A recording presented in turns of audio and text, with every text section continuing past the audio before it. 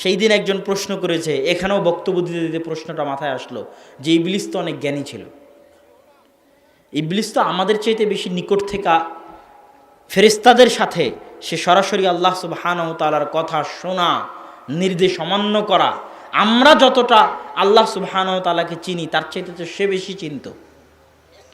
তাহলে জ্ঞানী যদি মানুষের হক পথে আসার মানদণ্ড হয়, তাহলে সে কেন হক পথে আসলো না?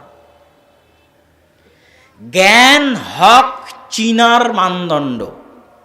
জ্ঞান থাকলে মানুষ হক চিনতে পারবে।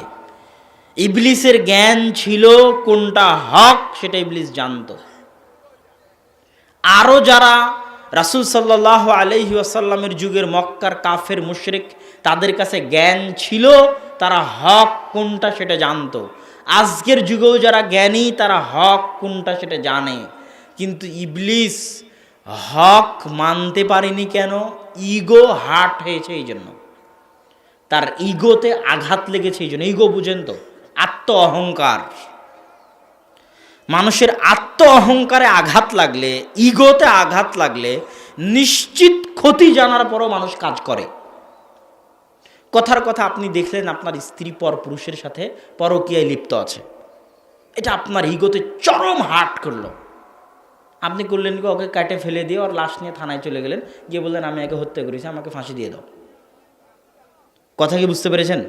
আপনি জানেন যে তাকে হত্যা করার কারণে আমাকে ফাঁসি হয়ে যাবে, কিন্তু আপনার ইগো এত চরম পরিমাণে হার্ট হয়েছে যে আপনি ফাঁসি বরদাস্ত করে নেবেন, কিন্তু তারপরে এটা বরদাস্ত করতে পারবেন না।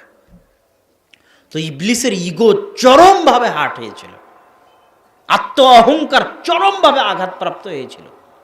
আমি এত জ্ঞানী, আগুনের তৈরি, আল্লাহর এত নিকটে, আর এই কয়দিন পরে আমার এত বয়স, কয়দিন পরে একে আল্লাহ সুবহানাহু ওয়া তাআলা তৈরি করলো, আমার কত পরে, তাকে বলে আমাকে আজকে সিজদা করতে হবে, এর চেয়ে জাহান্নামে যাওয়া ভালো। কথা বুঝতে পেরেছেন? তার ইগোতে হার্ট হওয়ার জন্য সে জাহান্নামে চলে গেছে, কিন্তু ইগো রক্ষা করতে গিয়ে সিজদা করেনি। তাহলে জ্ঞান পাওয়ার পরেও মানুষ দিনের রাস্তায় আসতে মানুষকে বাধা দেয় কি বলেন তো? অহংকার।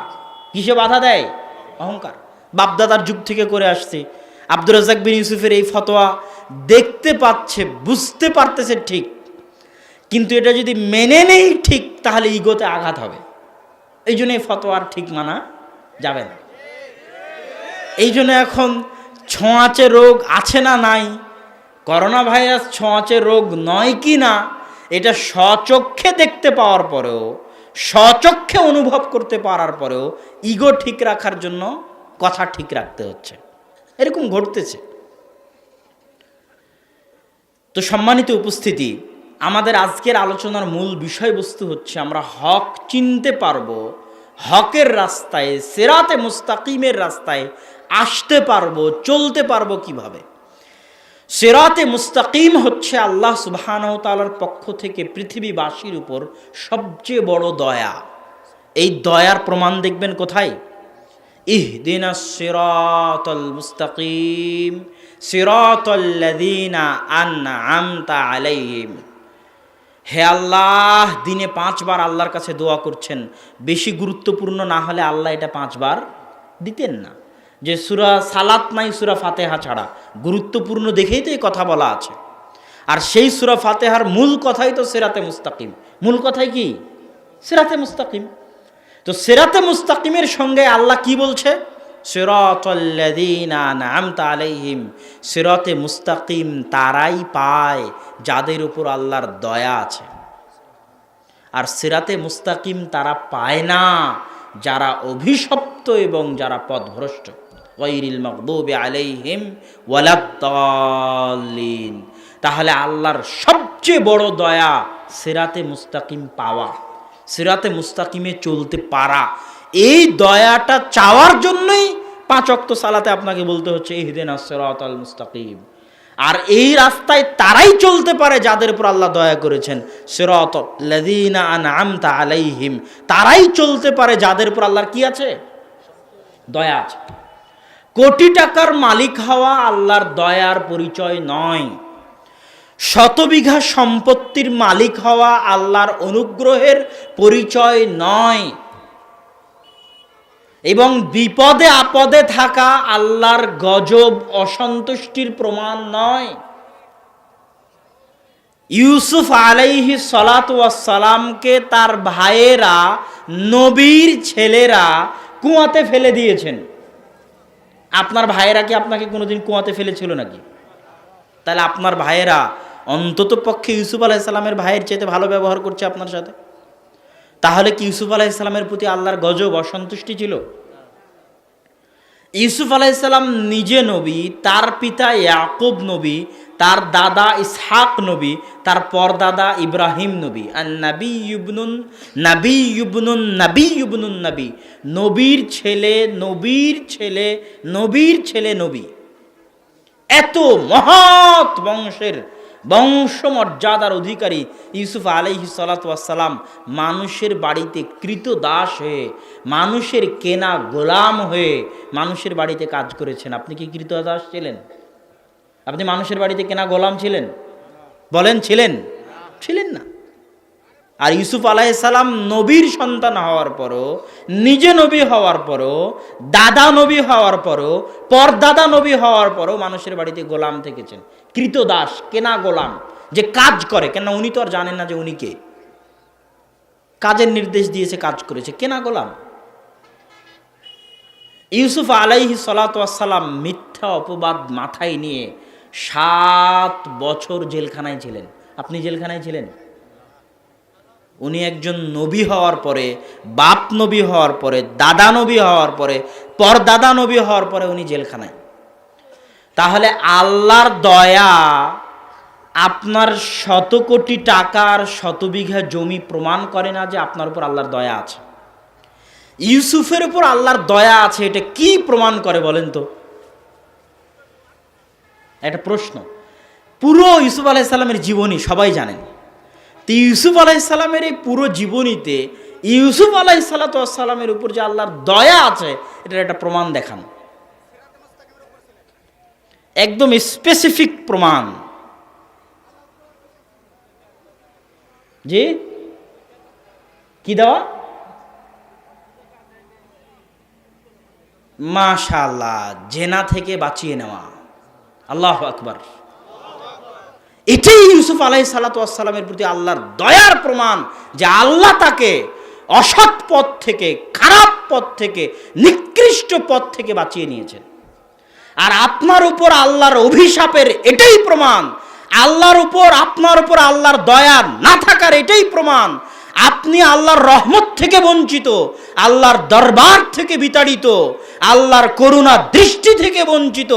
আপনি আল্লাহর রহমত, দয়া থেকে মাহরুম। সরিষা সমপরিমাণ দয়া, রহমত আপনার উপর আল্লাহর নাই, এটাই প্রমাণ। আল্লাহ আপনাকে সুদে ব্যস্ত রেখেছে, আল্লাহ আপনাকে ফজরের সালাত পড়তে দেয়নি, আল্লাহ আপনাকে তাহাজ্জুদের সালাত পড়তে দেয়নি, আল্লাহ আপনাকে গানে ব্যস্ত রেখেছে, আল্লাহ আপনাকে খারাপ কাজে ব্যস্ত রেখেছে। এটাই সবচেয়ে বড় শাস্তি আপনার জন্য, যে আপনি আল্লাহর রহমত থেকে বঞ্চিত। এটা মানুষকে বুঝতে পারতে হবে। আপনি ফজরের সালাত আদায় করতে পারছেন না মানে আপনি আল্লাহর থেকে দূরে চলে গেছেন, এটা অনুভব করতে পারতে হবে। আপনি গান বাজনায় ব্যস্ত আছেন, খারাপ কাজে ব্যস্ত আছেন, হারাম উপার্জনে ব্যস্ত আছেন, মানে আপনি আল্লাহর রহমত থেকে বঞ্চিত হয়ে গেছেন, আল্লাহর দয়া করুণা দৃষ্টি থেকে বঞ্চিত আছেন। রাসূল সাল্লাল্লাহু আলাইহি ওয়াসাল্লাম বলছেন, ইন্নাল্লাহা ইউতিদ দুনিয়া লিমান ইউহিব ওয়া মান লা ইউহিব। আল্লাহ সুবহানাহু ওয়া তাআলা দুনিয়া তাকেও দেন যাকে আল্লাহ সুবহানাহু ওয়া তাআলা ভালোবাসেন, আর আল্লাহ সুবহানাহু ওয়া তাআলা দুনিয়া তাকেও দেন যাকে আল্লাহ সুবহানাহু ওয়া তাআলা ভালোবাসেন না। আল্লাহ ফেরাউনকে দুনিয়া দেননি, ক্ষমতা দেননি, পাওয়ার। আল্লাহ কারুনকে ধন সম্পদ দেননি, দিয়েছেন। আল্লাহ দাউদ সুলাইমানকেও ক্ষমতা, পাওয়ার দিয়েছেন, ধন সম্পদ দিয়েছেন। মানে আল্লাহ ধন সম্পদ, ক্ষমতা, পাওয়ার যাকে ভালোবাসেন তাকেও দেন, যাকে ভালোবাসেন না তাকেও দেন। কিন্তু আল্লাহর ইবাদত করার সুযোগ, আল্লাহর দাসত্ব করার সুযোগ, আল্লাহর কাছে থাকার সুযোগ, কাছে আসার সুযোগ, আল্লাহর সাথে যোগাযোগ, সম্পর্ক রক্ষা করার সুযোগ আল্লাহ তাকেই দেন যাকে তিনি ভালোবাসেন। এবং যে আল্লাহর কাছে যেতে থাকে আল্লাহর আনুগত্যের মাধ্যমে, তাকে আল্লাহ এত কাছে করে নেন, এত কাছে করে নেন, ফরজ ইবাদত আদায় করে, পাশাপাশি নফল করে, নফল সালাত, নফল সিয়াম, এগুলোর মাধ্যমে সে আল্লাহর এত নৈকট্য অর্জন করে, আল্লাহর ভালোবাসা, দয়া, রহমত এত অর্জন করে। আল্লাহ রসুলের বুখারীর হাদিস যে তার হাত যেন আল্লাহর হাত হয়ে যায়, তার পা যেন আল্লাহর পা হয়ে যায়। এইভাবে রাসূল সাল্লাল্লাহু আলাইহি ওয়াসাল্লামের হাদিস যে আল্লাহ তাকে এত কাছে করে নেন, এর সাথে যে শত্রুতা করে আল্লাহ তার সাথে শত্রুতা করবে।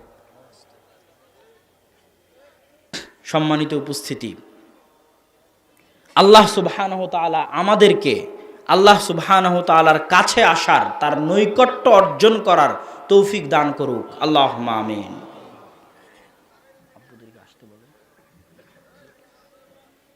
তো আমরা যে আলোচনার মধ্যে ছিলাম যে জ্ঞান, আমরা সিরাতে মুস্তাকিমে আসতে পারবো, হক চিনতে পারবো, হকের অনুসরণ করতে পারবো, প্রথম শর্ত হচ্ছে জ্ঞান। জ্ঞান লাগবে, জ্ঞানই হচ্ছে ইসলাম। এই জন্য আল্লাহ এবং আল্লাহর রাসূল সবচেয়ে বেশি গুরুত্ব দিয়েছেন জ্ঞানের উপরে। এত গুরুত্ব, অবাক হয়ে যাবেন। রাসূল সাল্লাল্লাহু আলাইহি ওয়াসাল্লাম বলছেন, ইন্নাল্লাহা লা ইয়ান্তাসিউল ইলমা, আল্লাহ সুবহানাহু ওয়া তাআলা জ্ঞানকে মানুষের মধ্যে থেকে ছিনিয়ে নেবেন না, বরং জ্ঞানকে উঠিয়ে নেবেন আলেমদের মৃত্যুর মাধ্যমে। ফাইদা লাম ইয়াবকা আলেমান, যখন কোনো আলেম বাকি থাকবে না, ইত্তাখাযান নাসুর উসান জোহালা, মানুষ জাহেলদেরকে আলেম বানিয়ে নিবে, নেতা বানিয়ে নিবে। ওই জাহেল অজ্ঞ মূর্খকে জিজ্ঞেস করবে, ফাফতাউ বিগাইরি ইলমিন, ওই জাহেল অজ্ঞ মূর্খ বিনা জ্ঞানে ফতোয়া দিবে। ফাদল্লু ওয়া আদল্লু, নিজেও পথভ্রষ্ট হবে, অন্যকেও পথভ্রষ্ট করবে। আর এক হাদিসে রাসূল সাল্লাল্লাহু আলাইহি ওয়াসাল্লাম বলছেন, কিয়ামতের পূর্ব মুহূর্তে আসমান থেকে মূর্খতা বর্ষণ হবে। কি বর্ষণ হবে? মূর্খতা বর্ষণ হবে, আর জ্ঞান উঠিয়ে নেওয়া হবে, আর মানুষের মধ্যে মূর্খতা বর্ষণ হবে। তাহলে মানুষের পথভ্রষ্ট হয়ে যাওয়ার মূল কারণই হচ্ছে মূর্খতা। মানুষের পথভ্রষ্ট হয়ে যাওয়ার মূল কারণই হচ্ছে অজ্ঞতা। এই জন্য জ্ঞান চর্চার গুরুত্ব, জ্ঞান অর্জনের গুরুত্ব সীমাহীন ও অপরিসীম। আজকে দেখবেন পুরো মুসলিম উম্মাহে অনেক রকমের চর্চা আছে, কিন্তু জ্ঞানের চর্চা নাই। আপনাকে বুঝাই আমি, আজকের এই যে প্রোগ্রাম হচ্ছে, এরকম গোটা বাংলাদেশে এখন 50-100 প্রোগ্রাম হচ্ছে, আজকে হতে পারে সারা বাংলাদেশে। আমি আধা ঘন্টা 1 ঘন্টা যাবৎ আপনাদের সামনে বক্তব্য দিচ্ছি। এই আধা ঘন্টা 1 ঘন্টা যদি আমি আপনাদেরকে বক্তব্য না দিয়ে আপনাদেরকে যদি আলিফ, বা, তা, সা শিখাতাম, যারা কোরআন জানেন না তাদেরকে কোরআন শিখাতাম, যার দোয়া মুখস্থ নাই তাকে দোয়া মুখস্থ করাতাম, তাহলে 1 ঘন্টা বক্তব্যের চাইতে বেশি উপকার হতো। কথা কি বুঝতে পারলেন? এটা হচ্ছে জ্ঞানের চর্চা। কিসের চর্চা? জ্ঞানের চর্চা। একটা প্রোগ্রাম আবেগের বহিঃপ্রকাশ, একটা মিছিল আবেগের বহিঃপ্রকাশ, একটা মানববন্ধন আবেগের বহিঃপ্রকাশ। এটা করতে ভালো লাগে, করতে মজা পাওয়া যায়, আনন্দ পাওয়া যায়। কিন্তু কালকে বলেন যে কোরআন শেখানো হবে প্রতিদিন আসর পর, একটা মানুষও পাবেন না। তাহলে এটাই হচ্ছে মূর্খতা বর্ষণ হবে, আর জ্ঞান উঠিয়ে নেওয়া হবে।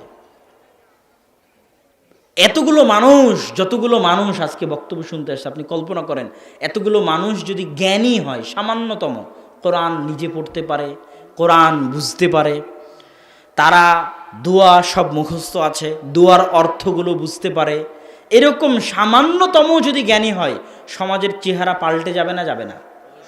অবশ্যই যাবে। জ্ঞানই বিপ্লব আনতে পারে, এবং অজ্ঞতা, মূর্খতাই সমাজকে ধ্বংস করতে পারে।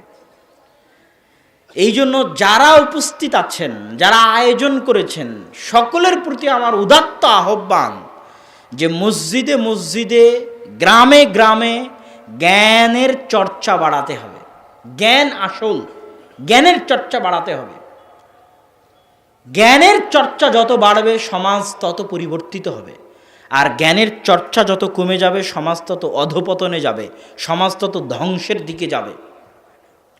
রাসূল সাল্লাল্লাহু আলাইহি ওয়াসাল্লাম এই জন্য জ্ঞানের ফজিলত বর্ণনা করতে গিয়ে বলছেন যে লা ইস্তাগফিরু লিতালিবিল ইলম, একজন জ্ঞান অন্বেষণকারীর জন্য ক্ষমা প্রার্থনা করে আল্লাহ সুবহানাহু ওয়া তাআলার নিকটে ক্ষমা চায় সারা পৃথিবীর সবাই, এমনকি মাটির পেটে থাকা পিঁপড়া এবং পানির পেটে থাকা মাছ পর্যন্ত তার জন্য ক্ষমা চায়। এবং গত 1400 বছর কোনো নবী আসেননি, আর আগামীতেও কোনো নবী আসবেন না। কোনো উম্মত নবীবিহীনভাবে, নবী ছাড়া 1400 বছর এভাবে টিকে আছে, এর কোনো নজির পৃথিবীর ইতিহাসে নাই। নবীবিহীনভাবে সবসময় নবী লাগতো। তাহলে এই উম্মত নবীবিহীনভাবে কিভাবে টিকে আছে? জ্ঞান চর্চা। নবীর পরে তার ওয়ারিস, তার জ্ঞানের ওয়ারিস, কোরআন এবং হাদিসের জ্ঞানের ওয়ারিস আলেমগণ হয়ে গেছে। ইন্নামাল উলামা ওয়ারাসাতুল আম্বিয়া, আলেমগণ নবীদের উত্তরাধিকারী। লা ইউরিসুনা দিনারাম ওয়ালা দিরহাম, আলেমগণ দিনার দিরহাম উত্তরাধিকার সূত্রে রেখে যাননি। কি গেছেন? কোরআন এবং হাদিস উত্তরাধিকার সূত্রে রেখে গেছেন।